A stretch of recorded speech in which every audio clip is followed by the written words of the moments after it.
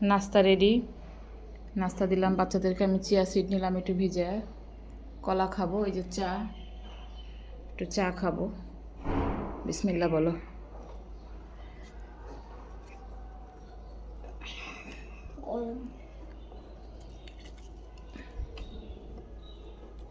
গরম।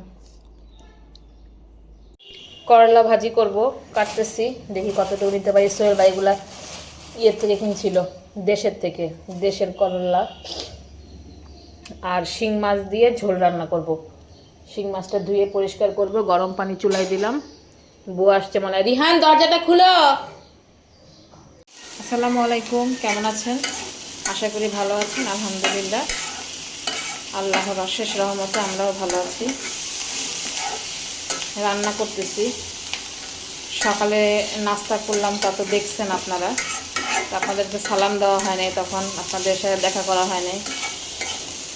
ছেলেকে স্কুলে দিয়ে আসছি। সেদিন বুধবার দিন ক্লাস করে সে পানির বোতল হারাই ফেলছে। দিলাম বকা, কারণ কোনোদিন খেয়াল থাকে না তার পানির বোতলের জন্য, যে পানির বোতলটা তার ভইরা নিতে হবে, কোনো কিছু খেয়াল করে না।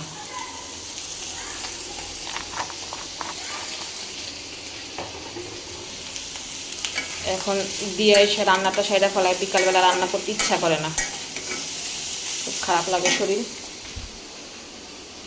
এই সপ্তাহে তো আছে রোজার আগে রান্না বাড়া খাওয়া, তারপরে তো দুপুরের দিকে করলেও চলবে। রান্না করতে ঠিকই দেখাচ্ছি আপনাদেরকে।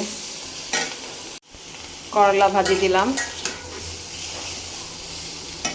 ডাল বসাইলাম। এখানে হালকা একটু লাউ দিয়ে দিব, অল্প করে, বেশি না। কালকে মাছের তরকারি আছে, এখন এই যে শিং মাছের ঝোল রান্না করব আলু দিয়ে। কালকে লাউ আছে রাত্রের, আলু টমেটো দিয়ে রান্না করব।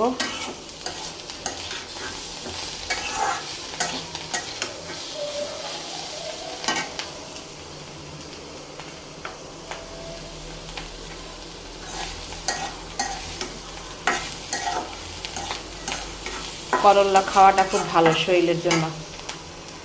আরে পড়ে যাইও না।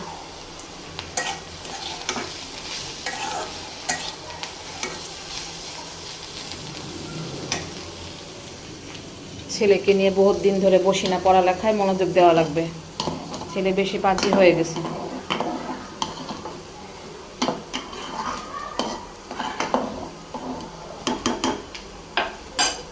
আস্তে আস্তে হোক। রান্নাটা শেষ করে ফেললাম। এই যে আমার শিং মাছের ঝোল, লাউ দিয়ে ডাল, লাউয়ের তরকারি আছে, মাছ আছে, করলা ভাজি, সব রকম আইটেম শেষ। একটু গুড় জাল দিয়ে রাখি, যদি বিকালে মন চায় তো একটু পিঠা বানাবো। কালকে দুধ জাল দিছিলাম, দেখি কি করা যায়, বাচ্চারা কি খাবে।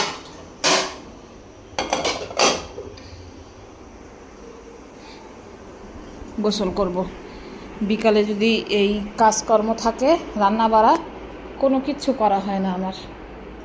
ছেলেটা নিয়ে হয়তো বসতে পারি না পড়তে। আজকে বকা দিছি ইচ্ছা মতনে, খালি ট্যাপ চালায়। বাচ্চারা একটা নেশা যে হয়ে গেছে, এই ট্যাপ চালানোর এই নেশা থেকে কীভাবে দূর করা যায় এটাই বুঝি না। এই রুমটা গুছাইতে হবে, এই রুমটা একদম এলোমেলো হয়ে আছে। আগে ল্যাব কাঁথা উঠায় আনি ধুইয়া, ল্যাব কাঁথা উঠাবো। এটা আটকায় দিলাম, মেঘ মেঘ হয়েছে। এটা শুকা দিয়া, রোদ দিয়া এটা ধুইতে হবে কভারটা। কালকে এটা কভারটা ধুইতে দিব বুয়ারে।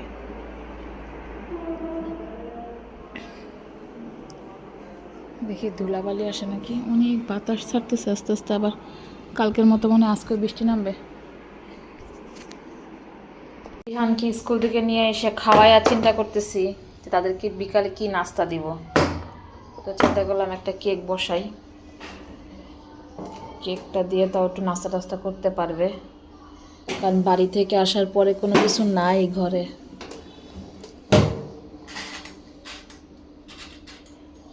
দেখি বিসমিল্লাহ কেমন হয়। দিলাম বসায়া। এগুলো ধুবো। হয়ে গেছে দেখেন। আবার বসে বসে একটু সেমাইও কাটলাম, রান্না করি। খুব মন চাইছে খাইতে। বাড়িতে গেছিল, পরে বানাইছিল আমার শাশুড়ি, খাই নাই তখন, ভাল লাগে না। এখন মনে হচ্ছে একটু খাই। নারিকেল দিব, আর যে গুড় জাল দিয়ে রাখছি গুড়টা দিয়ে দিব ভিতরে।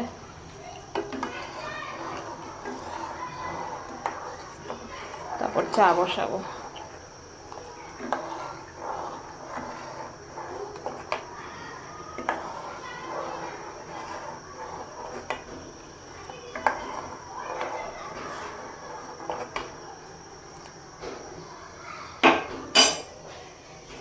রান্না করে তারপর দেখাইতেছি আপনাদেরকে। দাঁড়ান, প্লেটে দুধ রাখলাম।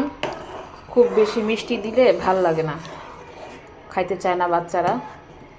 এভাবে এখন নামাই ফেলবো, কারণ আরও শক্ত হয়ে যাবে পরে। গরম গরম খাওয়াই সবাইকে। বললেন তো কেমন হয়েছে পিঠাগুলা। এই যে নারিকেল দিয়েছি, আমি দুধের উপরে জাল দিই। অনেকে গুড়ের উপরে জাল দিয়ে পরে দুধ দেয় না, আমি দুধের উপরে চাল দিই। আমরা চা নাস্তা করি, চা নাস্তা।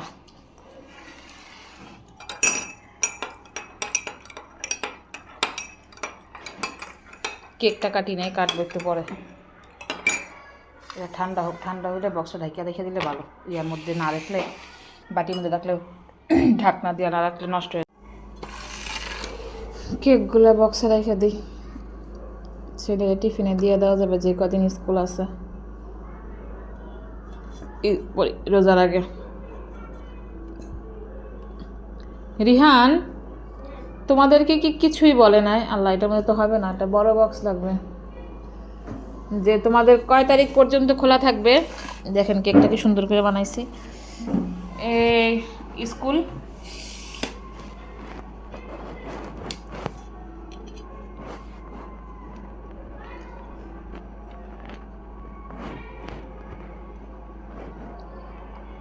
এমনি রাখা লাগবে, আর কোনো উপায় নেই।